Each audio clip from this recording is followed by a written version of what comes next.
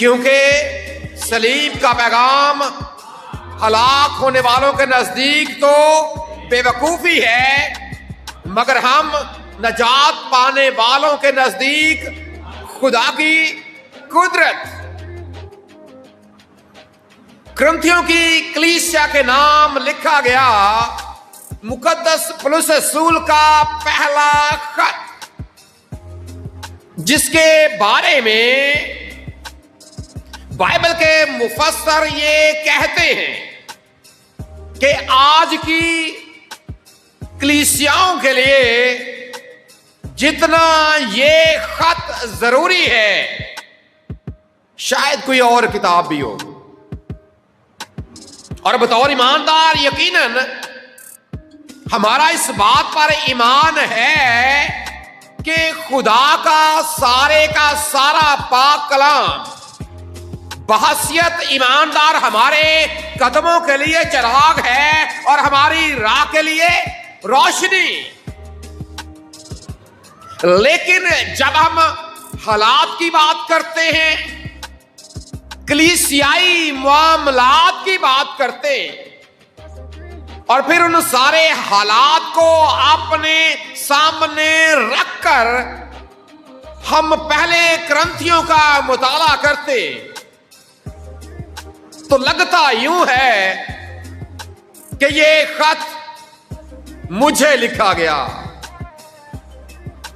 یہ خط میری کلیسیا کو لکھا گیا، کیونکہ اس کے بارے میں ایک اور بات بھی کی جاتی ہے کہ جو پہلا کرنتھیوں کے نام پولس رسول کا خط ہے، یہ اصل میں ان مسائل کو اجاگر کرتا ہے جو کلیسیاؤں کے درمیان پائے جاتے۔ حالانکہ اس وقت کرنتھس کی کلیسیا نئی کلیسیا ہے، چند برس ابھی کلیسیا کو بنے ہوئے یا اس کا وجود اس کو چند برس ابھی گزرے، اور بہت سے ایسے مسائل نے سر اٹھا لیا کہ مقدس پولس رسول کو یہ خط ان کی رہنمائی کے لیے لکھنا پڑا، تاکہ جو باتیں ان کے درمیان آ چکی ہیں یا جو معاملات ان کے بگڑ چکے ہیں، کیسے ان کو سدھار کی طرف لایا جا سکتا ہے۔ اور اگر ہم ان مسائل کی بات کریں، چاہے آپ گناہوں کی لسٹ بنائیں یا آپ کلیسیائی حالات کی بات کریں، اور خاص طور پر پہلے ہی باب سے جب ہم آگے بڑھتے ہیں تو سلام دعا کے بعد اور تعارف کے بعد سب سے پہلی بات یا سب سے پہلا مسئلہ جو خدا کا بندہ اپنے لوگوں کے سامنے رکھتا ہے وہ ہے تفرقے بازی، وہ ہے لڑائی جھگڑا، وہ ہے باہمی اختلاف۔ اور چونکہ اس نے بھی آغاز اسی بات سے کیا ہے، چلے اگر ہم باقی معاملات کو ایک طرف رکھیں، اگر آج آپ کسی بھی کلیسیا کو بغور جب آپ اس کو دیکھتے اس کے حالات کو دیکھتے ہیں تو یہ چیز آج بھی کلیسیاؤں میں ان کے مسائل میں سرے فہرست تفرقے بازی، لڑائی جھگڑا، یہ معاملات اس قدر، اور اس کے بعد مقدمے بازی کی بات بھی ہے، یہ بات اس قدر عروج پکڑ چکی ہے، لگتا یہ ہے کہ یہ اصل میں کرنتھیوں کی کلیسیا کو نہیں لکھا گیا بلکہ پاکستان میں موجود ہر ایک کلیسیا کو لکھا گیا، ہر ایک کلیسیا کے نام یہ خط لکھا گیا، کیونکہ پارٹی بازی اور تفرقے بازی عروج پر ہے، اور اس کی ایک بہت بنیادی وجہ کہ لوگ خدا کے پاک کلام کی بجائے، لوگ خدا کی بجائے، لوگ خداوند یسوع مسیح کی بجائے شخصیات کے پیچھے وہاں پر بھی ایسا ہی تھا، لوگ بجائے اس کے کہ خدا کے پاک کلام کو فالو کریں، لوگ بجائے اس کے کہ خدا کو فالو کریں، اس کے پاک کلام کی باتوں کو، ان کی تعلیمات کو اپنے سامنے رکھیں.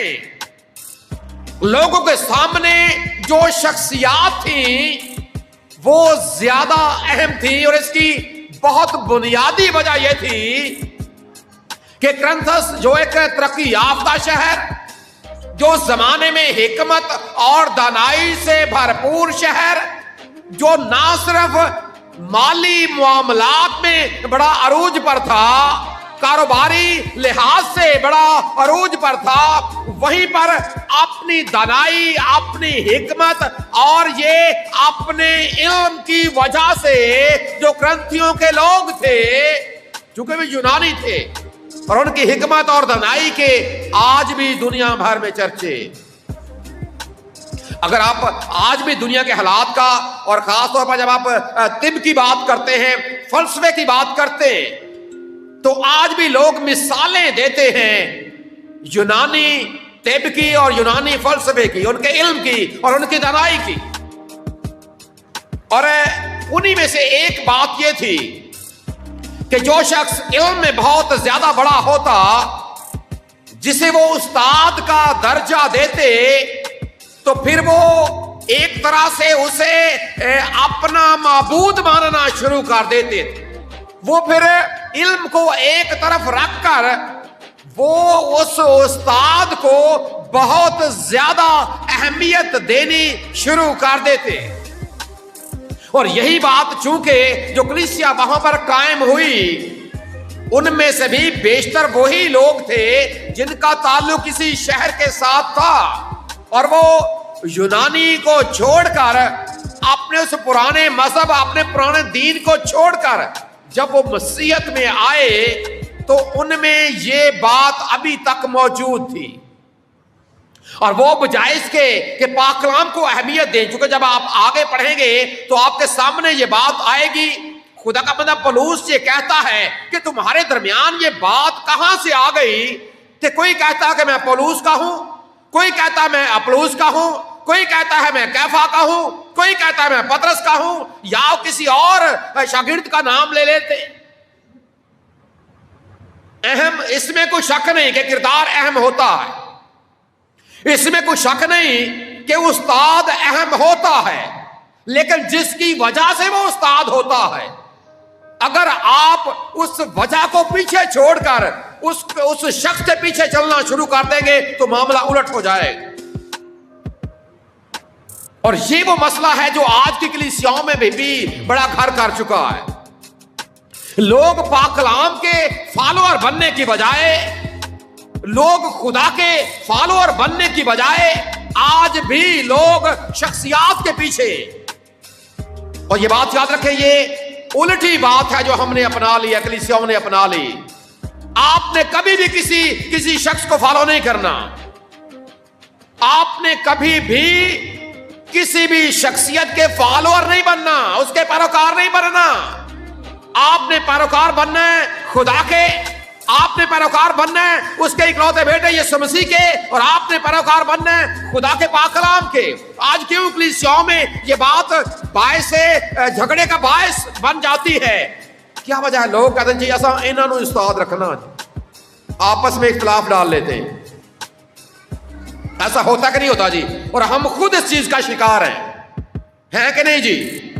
ہم شخصیات کے پیچھے. اور یاد رکھیں یہ پاک کلام کے منافی بات ہے، اور کرنتھس کا خط خاص طور پر ایسے لوگوں کے لیے تحریر کیا گیا کہ آپ شخصیات کے پیچھے بھاگنا چھوڑ دیں. ٹھیک ہے، انہوں نے آپ کی زندگی میں کام کیا ہے، انہوں نے خدا کا پاک کلام بھی آپ تک پہنچایا ہے، لیکن اس کا مطلب کیا ہے؟ دیکھیں بات تو سبھی ایک ہی کرتے ہیں نا، خدا بھی وہی ہے، اس کا اکلوتا بیٹا خداوند یسوع مسیح بھی وہی ہے، اس کا پاک کلام بھی ایک ہے. تو یاد رکھیں کئی بار پھر جو شخصیات ہیں نا وہ بھی ذرا پھر اپنے آپ کو اجاگر کرنے کے لیے اس طرح کے معاملات میں وہ ملوث ہو جاتے ہیں، اور یہ بات درست نہیں. اور کرنتھس کی کلیسیا خاص طور پر اسی وجہ سے پارٹی بازی اور اسی وجہ سے تفرقے بازی. اور پھر ایک اور بات جس کی جانب خدا کے بندے نے اشارہ کیا ہے کہ کیا تم میں کوئی بھی ایسا دانا شخص نہیں ہے چلیں اکٹھے ہیں، کوئی لڑائی جھگڑا ہو گیا ہے، کوئی تفرقے بازی ہو گئی ہے، لیکن کسی میں کوئی ایسی حکمت نہیں ہے کہ ہم اپنا فیصلہ خود کر سکیں، اپنے فیصلے لے کر دوسروں کے پاس جانا۔ یہ کہاں کی دانائی، یہ کہاں کی حکمت ہے؟ اور یہاں پر یہی بالکل معاملات ہے، اور آج کی کلیسیوں میں بھی یہی کہ ہم کورٹ اور کچہری کے فیصلے تو ماننے کے لیے تیار ہیں، جو فیصلہ ایک غیر قوم جج دیتا ہے ہم اس کا فیصلہ تو ماننے کے لیے تیار ہیں، لیکن جو ہمارا اپنا محکمہ فیصلہ کرتا ہے ہم اس کو ماننے کے لیے تیار نہیں۔ جنہوں نے ہمیں اپوائنٹ کیا ہوتا ہے ہم ان کا فیصلہ ماننے کے لیے تیار نہیں، اور یہ کلیسیوں میں ایک بڑی تفرقے بازی کا باعث، لڑائی جھگڑے کا باعث، اور ان باتوں کو ہم نے اپنے سامنے رکھنا ہے۔ اور بہت سی ایسے مسائل ہیں جن پر یہ خط ہمیں گفتگو کرتا ہوا نظر آتا ہے۔ خدا کا بندہ مقدس پولس رسول اپنے لوگوں کے سامنے ایک بات رکھتا ہے کہ جب تمہارا خداوند یسوع مسیح ایک ہے، تم ایک ہی بدن کے اعضاء، کیوں تمہیں یہ بات سمجھ نہیں آتی؟ اس لیے یونانیوں کی حکمت کو ایک طرف رکھ کر آپ اس حکمت کی طرف آئیں، آپ اس قدرت کی طرف آئیں جو خدا نے آپ کے سامنے رکھی۔ اور اسی لیے آغاز میں ہی اس نے یہ بات کر دی، پہلے باب کی 18ویں آیت میں جو بھی ہم نے تلاوت بھی کیا ہے، کہ صلیب کا پیغام۔ اور وہ یہاں پر یہ کہتا ہے کہ اگر آپ ان کی باتوں کو بنیاد بنا کر اپنے ہاں تفرقے بازی کرتے ہو تو ان کی دانائی کے مطابق جو صلیب کا پیغام ہے یہ تو بے وقوفی۔ اگر آپ یونانی حکمت کو یا دنیاوی حکمت کو اپنے سامنے رکھ کر صلیب کا پیغام سمجھنے کی کوشش کریں گے یہ کبھی آپ کو سمجھ نہیں آئے۔ صلیب کا پیغام اصل میں ہے کیا؟ صلیب کیا پیغام دیتی ہے؟ جب بھی آپ کہیں پر کوئی صلیب کا نشان دیکھتے ہیں تو یہ کس چیز کا نشان ہے؟ یہ کیا پیغام دیتی ہے؟ حالانکہ اس کے اوپر اگر کچھ بھی نہ لکھا گیا ہو، صرف نشان ہے صلیب کا، لیکن یاد رکھیں یہ خالی جو نشان ہے اصل میں دنیا کے سامنے ایک ایسی قدرت کو رکھتا ہے، ایک ایسی خدا کی حکمت کو رکھتا ہے، کیونکہ یہ خدا کی حکمت کا، یہ خدا کی دانائی کا اور یہ خدا کی قدرت کا نشان، یہ خدا کی محبت کا نشان ہے کہ خدا نے کیسے دنیا سے محبت رکھی، کیسے خدا نے دنیا سے محبت رکھی، کیسے اس نے اپنا اکلوتا بیٹا بخشا، اور اس اکلوتے بیٹے نے اس صلیب کے اوپر کیا کیا؟ اپنی جان قربان کر دی۔ دنیا کے سامنے یہ صلیب یہی پیغام رکھتی ہے کہ خدا تم سے پیار کرتا۔ صلیب دنیا کے سامنے یہ پیغام رکھتی ہے کہ خدا کا اکلوتا بیٹا تم سے پیار کرتا ہے۔ صلیب دنیا کے سامنے یہ پیغام رکھتی ہے کہ وہ جہان کے گناہوں کو لے کر صلیب کے اوپر چڑھ گیا۔ صلیب دنیا کے سامنے یہ پیغام رکھتی ہے کہ یسوع مسیح کی موت ایک عوضی موت۔ صلیب دنیا کے سامنے یہ پیغام رکھتی ہے کہ اس کی موت ایک کفارہ بخش موت۔ صلیب دنیا کے سامنے یہ پیغام رکھتی ہے کہ خدا تم سے محبت رکھتا ہے اور اس نے اپنی محبت میں یہ سب کچھ کیا ہے۔ اس نے اپنی محبت میں اپنا اکلوتا بیٹا تمہارے لیے قربان کر دیا ہے۔ دنیاوی حکمت یہ کہتی ہے یہ تو لعنت کا نشان ہے، کیونکہ جو اس کے اوپر لٹکایا گیا،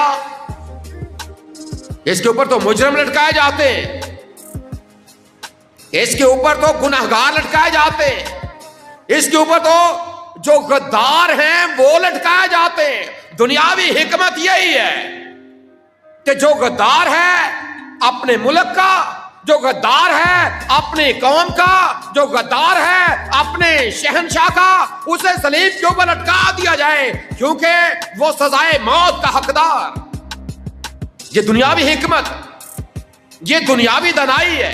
اور یونانی یہ کہتے تھے کہ ہم کیسے اس بات کو مان لیں، اس کے اوپر تو مجرم لٹکائے جاتے ہیں، اس کے اوپر تو گناہگار لٹکائے جاتے ہیں، اس کے اوپر تو لٹکنے والے لعنتی ہوتے ہیں، وہ اپنی قوم کے غدار ہوتے ہیں، وہ اپنے ملک کے غدار ہوتے ہیں۔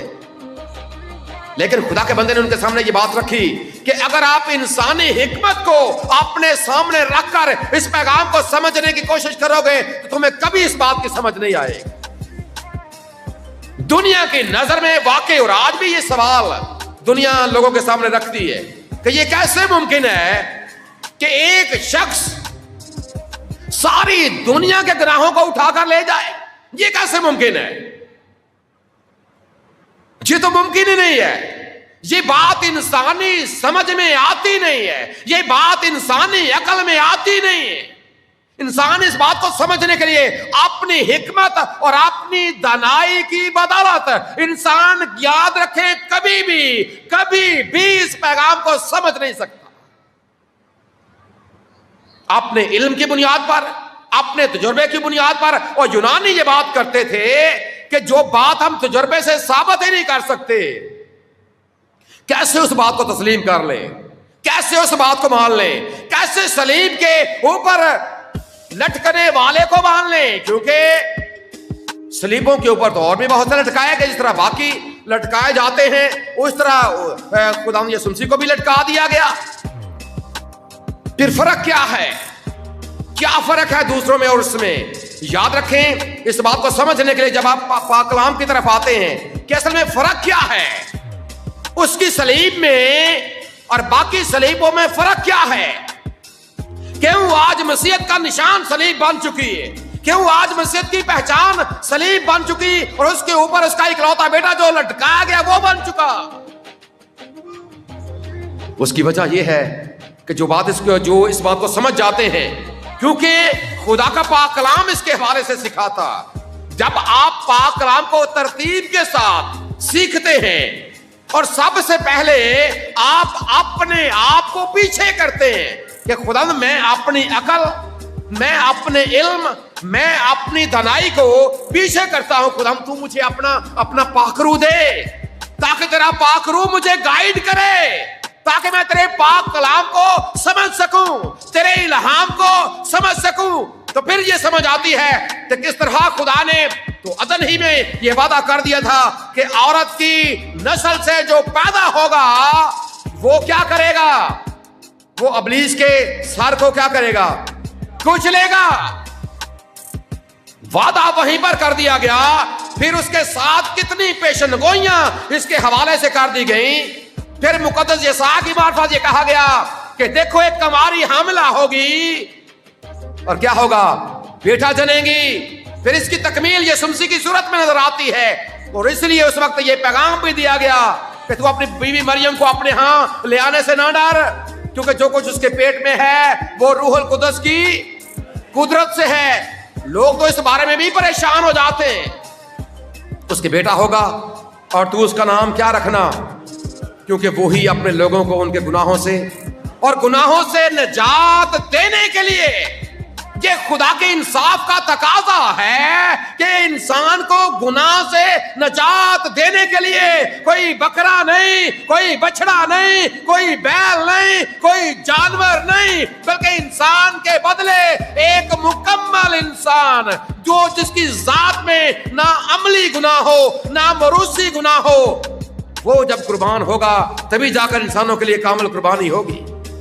اس لیے خدا کا بندہ لکھتا ہے، عبرانیوں کا مصنف، کہ وہ ایک ہی بار اپنے خون کو لے کر سردار کاہن سال بسال جاتا تھا یوم کفارہ کے روز، لیکن خدا یسوع مسیح اپنا خون لے کر ایک ہی بار داخل ہو گیا اور گناہوں سے ابدی خلاصی کروا دی. یہی ہے وہ صلیب کا پیغام. اور اس کی سمجھ انسان کو اس وقت آتی ہے جب خدا کا پاک روح گائیڈ کرتا ہے. اور کرنتھس کی کلیسیا کو اس لیے خدا کے بندے مقدس پولس رسول نے لکھا کہ تم بھی اور سارے کرنتھس والے، اور جب بعد میں جن جن تک یہ خدا کا پاک کلام جائے گا وہ بھی جب اس پر غور کریں گے تو پھر ان کو یہ سمجھ آئے گی کہ اصل میں خدا کا پاک کلام ہے کیا، اصل میں صلیب کا پیغام ہے کیا. انسان بن کر سوچیں تو یہ واقعی بے وقوفی ہے، انسان بن کر سوچیں تو یہ ممکن نہیں ہے. لیکن یاد رکھیں جہاں پر انسانی حکمت جواب دے جاتی ہے، جہاں پر انسانی عقل دھانگ رہ جاتی ہے، وہیں پر خدا کی قدرت کام کرتی ہے. پھر سمجھ آتی ہے کہ اصل میں یہ تو خدا کی قدرت ہے کہ کس طریقے کار کے ساتھ اس نے یہ سارا نظام ترتیب دیا، اور پھر جب وقت پورا ہو گیا تو پھر اس نے اپنے اکلوتے بیٹے اور اپنے مجسم کلام کو دنیا میں بھیجا، اور اس نے دنیا میں آ کر دنیا کے لیے اس نے اپنی جان کا نذرانہ پیش کر دیا۔ پھر انسان کو سمجھ آتی، پھر انسان حقیقی ایماندار بنتا، کیونکہ صلیب کا پیغام ہلاک ہونے والوں کے نزدیک ہے۔ یاد رکھیں، جو اس پیغام کو سمجھتے نہیں ہیں، کیونکہ بات کر رہے تھے صلیب کی کہ باقی بھی صلیب کے اوپر لٹکائے گئے، اور ایک بار سوال کیا گیا، کسی سادہ سے بندے سے کسی نے سوال کیا کہ بھائی آپ کہتے ہیں کہ آپ کا خداوند صلیب کے اوپر قربان ہو گیا، صلیب کے اوپر تو اور بھی قربان ہوتے ہیں۔ ہاں جی ایسا ہی ہوتا ہے۔ آپ جی کہتے ہیں کہ وہ مر گیا، باقی بھی صلیب کے اوپر مر جاتے ہیں۔ جی ایسا ہی ہے، باقی قبر کے اندر چلے جاتے ہیں، وہ بھی چلا گیا، فرق کیا ہے؟ اس شخص نے جواب دیا کہ باقی جو لٹکائے جاتے ہیں وہ گناہگار ہوتے ہیں، اور اس کی ذات میں نہ تو موروثی گناہ ہے اور اس کی ذات میں نہ عملی گناہ ہے۔ ہاں وہ ضرور گرفتار ہو گیا، ضرور اس نے کوڑے بھی کھائے، اس کے اوپر تشدد بھی کیا گیا، اس نے دکھ بھی اٹھائے، وہ صلیب کے اوپر قربان بھی ہو گیا، اس نے اپنی جان بھی قربان کر دی، لیکن فرق یہ ہے کہ وہ مر بھی گیا، دفن بھی ہو گیا۔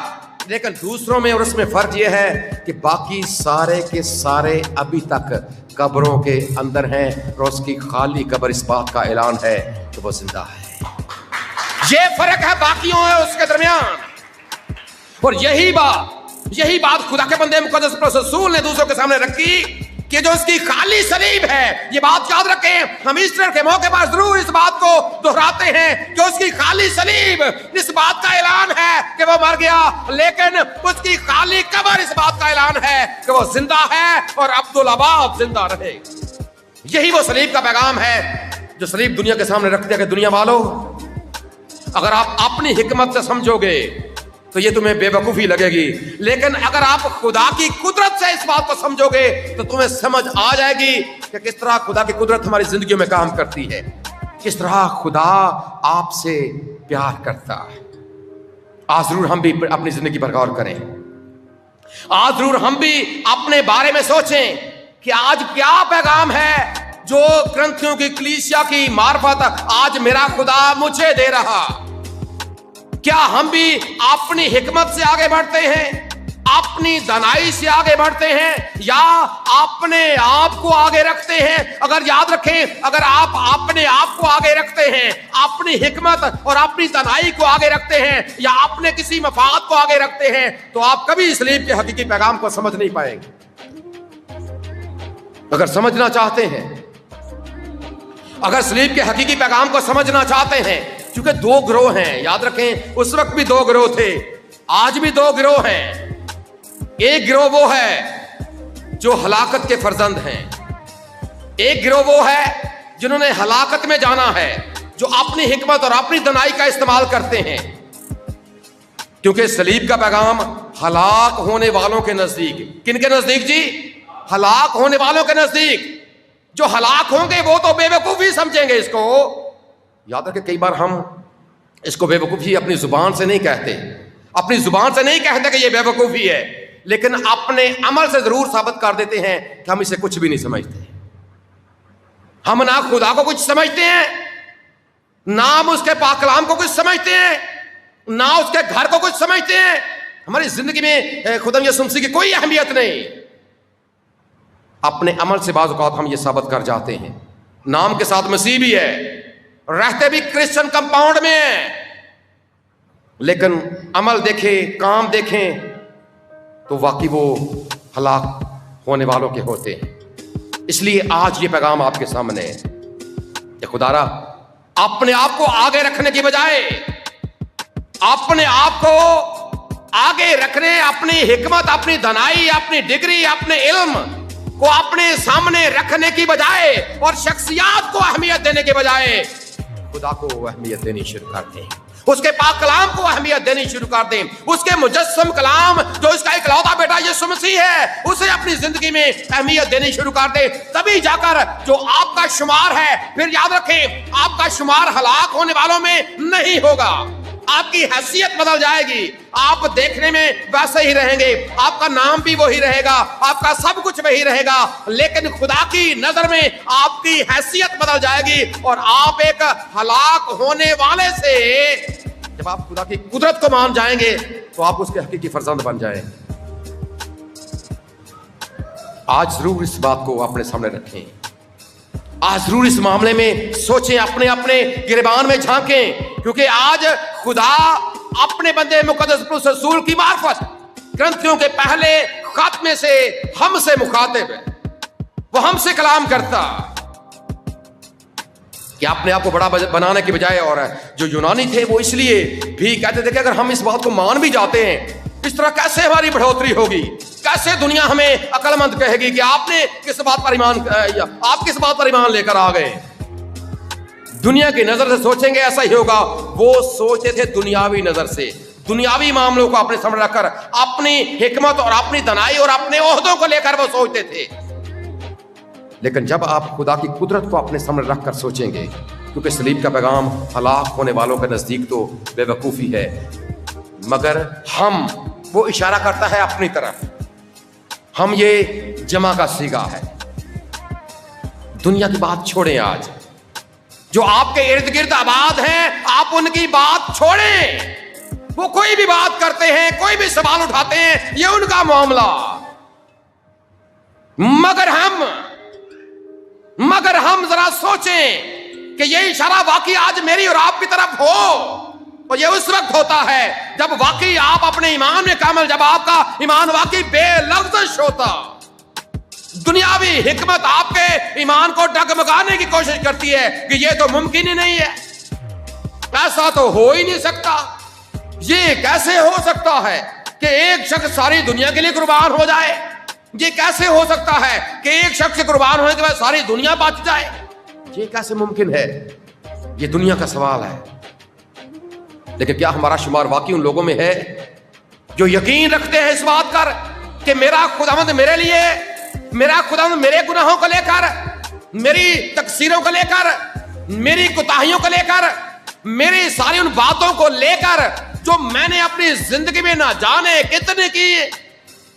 کتنے گناہ ہیں، لسٹ بنانا شروع کر دیں. صبح سے شام، شام سے صبح، صبح سے شام، نہ جانے کتنے دن مہینے بیت جائیں گے، لیکن ہمارے گناہوں کی فہرست ختم نہیں ہوگی. اور اگر آپ یہ سمجھتے ہیں کہ آپ بھی گناہگار ہیں تو صلیب کا پیغام آپ کے لیے. اگر آپ بھی سمجھتے ہیں کہ آپ کے اندر کوئی ایسا گناہ پایا جاتا ہے، کوئی بھی گناہ ہو سکتا ہے، صلیب کا پیغام آپ کے لیے. اگر آپ قبول کر لیں گے، خدا کی اس قدرت کو قبول کر لیں گے، تو پھر آپ ہلاک ہونے والوں میں سے نکل آئیں گے. آپ ہلاک ہونے والوں میں سے، پھر آپ کا شمار ہلاک ہونے والوں میں نہیں رہے گا. اور خدا کا بندہ مقدس دانیل لکھتا ہے اپنے صحیفے کے 12ویں باب میں کہ اس وقت ہوگا کیا کہ لوگ اٹھائے جائیں گے. 2 قسم کے لوگ ہوں گے. کچھ ہلاکت ابدی کے لیے اٹھائے جائیں گے، ذلت ابدی کے لیے اٹھائے جائیں گے، ہمیشہ کی آگ میں ڈالنے کے لیے اٹھائے جائیں گے، اور کچھ حیات ابدی کے لیے اٹھائے جائیں گے. ہمارا شمار کن میں ہوگا؟ کیا واقعی ہمارا شمار ان میں ہوگا جو حیات ابدی کے لیے اٹھیں گے، یا ہم بھی ہلاکت کے؟ یہاں پر جو لفظ استعمال کیا گیا ہلاکت کے لیے، وہ ابدی ہلاکت ہے. لیکن اگر ہم آج اس عارضی زندگی میں خداوند یسوع مسیح کو اپنا شخصی نجات دہندہ قبول کر لیں گے اور اس بات کا اعلان کر دیں گے کہ ہاں خداوند، میرا اس بات پر ایمان ہے کہ تو میرے گناہوں کو لے کر، ہاں میرے گناہ تو بڑے تھے، بے شمار میرے گناہ، میرے سر تو لنگے، میرے سب گناہ ایڈے پارے ہوئے ربا چکے جاندے نہ. جب آپ اس بات کو مان جاتے ہیں اور مانتے ہیں کہ وہ آپ کے گناہوں کو لے کر صلیب کے اوپر چڑھ گیا، آپ کی حیثیت یکسر تبدیل ہو جاتی ہے. جس طرح لٹکے ہوئے ڈاکو جو صلیب کے اوپر لٹکا ہوا ہے، اپنا اقرار کرنے سے پہلے وہ بھی ہلاکت کا فرزند ہے، وہ بھی ابدی ہلاکت میں جا رہا ہے. اور اس نے اسی وقت وہاں پر کہا کہ اے خداوند، جب تو اپنی بادشاہی میں آئے تو مجھے مجھے یاد کرنا. اور میرے خداوند نے کیا کہا اپنے زبان مبارک سے کہ تو آج ہی میرے ساتھ فردوس میں ہوگا. آج خداوند آپ سے مخاطب ہے. کیا آپ ہلاکت میں جا رہے ہیں؟ دنیاوی حکمت آپ کو ہلاکت کی طرف لے کر جا رہی ہے، لیکن خداوند یہ چاہتے ہیں کہ آپ ہلاکت کی بجائے ابدی آرام اور ابدی سکون کے لیے یسوع مسیح کو اپنا شخصی نجات دہندہ، اور یہی صلیب کا وہ حقیقی پیغام ہے. سو نہ صرف اسے مانے، نہ صرف اسے جانے، بلکہ اپنے کردار سے بھی ثابت کریں کہ آپ ہلاکت کے نہیں بلکہ آپ اپنے خداوند کے فرزند ہیں. کیونکہ یوحنا لکھتا ہے اپنے خط کے پہلے اپنے انجیلی بیان کے پہلے باب کی 12ویں آیت میں کہ جتنوں نے اسے قبول کیا اس نے انہیں خدا کے فرزند بننے کا حق بخشا. اور سب سے ایک اور خوبصورت بات وہ لکھتا ہے اپنے انجیلی بیان کے 3 باب کی 16ویں آیت میں، جو صلیب کا حقیقی پیغام ہے کہ خدا نے دنیا سے ایسی محبت رکھی کہ اس نے اپنا اکلوتا بیٹا بخش دیا تاکہ جو کوئی اس پر ایمان لائے وہ ہلاک نہ ہو بلکہ ہمیشہ کی زندگی پائے. ہمارا خدا ہمیں ایسا ہی کرنے کا فضل عطا کرے. آمین.